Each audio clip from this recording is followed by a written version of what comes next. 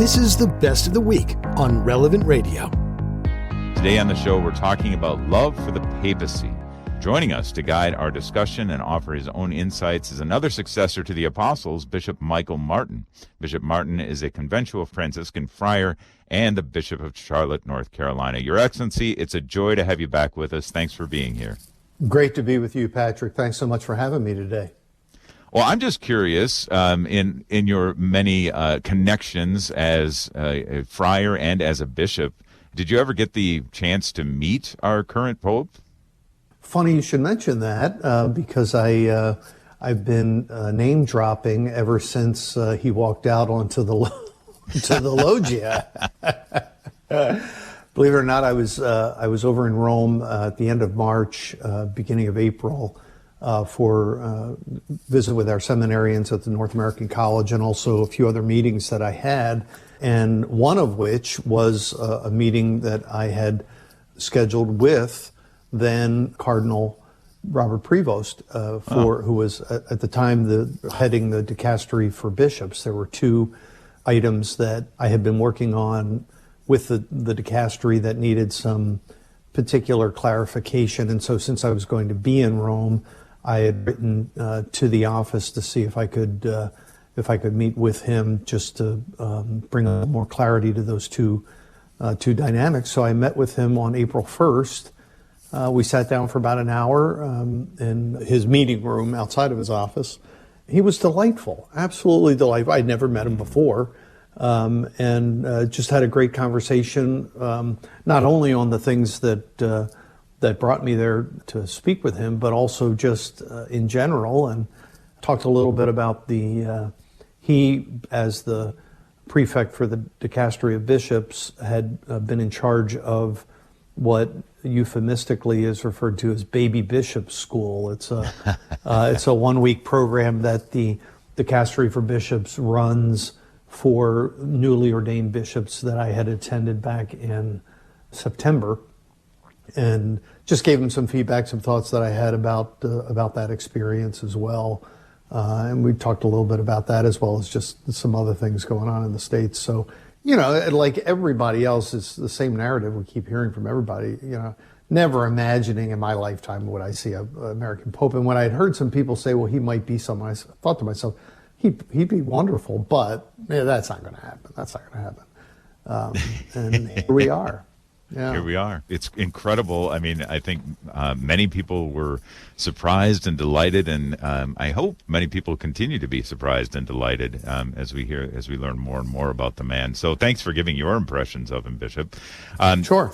Let's go down to Margie, who's calling in from California. Hello, Margie, and welcome to The Inner Life.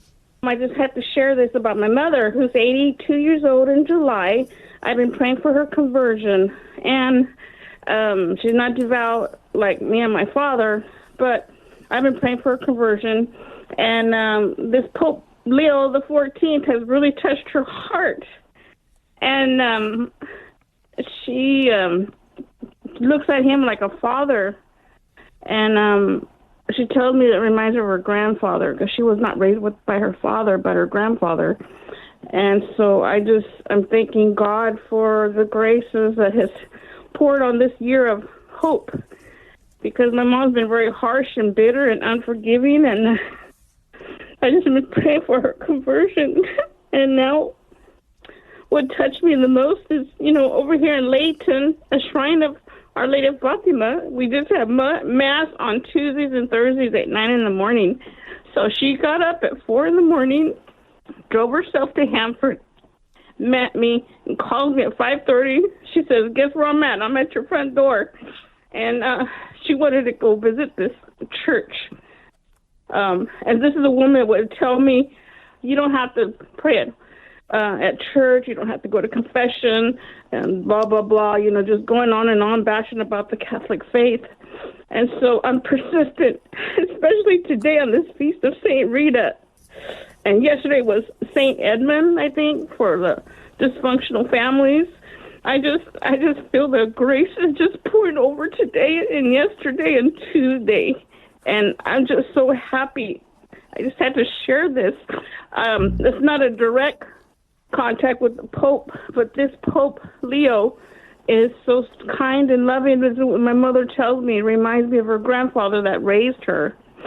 And so I just had to share that. I just see good things happening with this people. Thanks so much, Margie. You know, what you're witnessing is the ripple effect of grace. You know, that grace upon grace. That one of God's blessings is always compounded. That's the nature of God. That when we welcome God into our lives, the very nature of God's essence is that it is life-giving. It goes out and has even greater capacity to make a difference. And so what you're witnessing in your mom's life is probably in large measure due to the love that you shared with her over the years in ways you can't fully appreciate, but in many ways you've been tilling the soil of your mom's life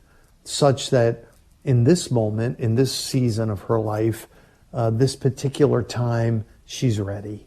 And we don't all get that blessing. We don't always get, and for many of us, we want that so deeply for members of our family, and sometimes we're not the ones that are able to do that in our family members' lives. Sometimes it has to be someone else. But I say all that to say that don't discount what you've done and the impact that you've made in your mom's life, preparing that soil, and praise God for you and your faithfulness that's made a difference for her. Yeah. Margie, what a great story. Thank you so much for sharing that. And I love that ripple effect of grace that you talked about, Bishop. Like what you just heard? Share it with your family and friends.